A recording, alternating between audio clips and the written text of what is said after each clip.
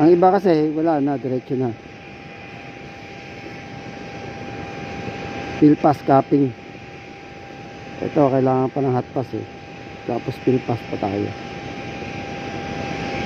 Fill pass na medyo mabilis ng konti kasi kailangan may mga at least 1 milli dito sa gilid, pinaka-guide natin.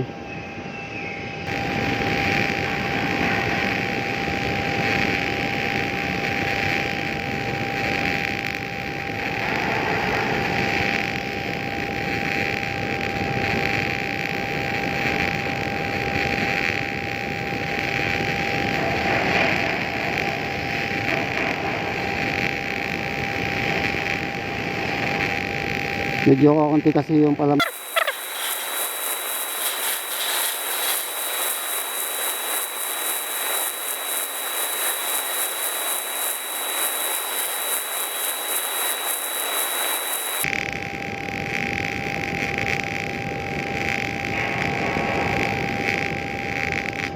Medyo malalim pa siya.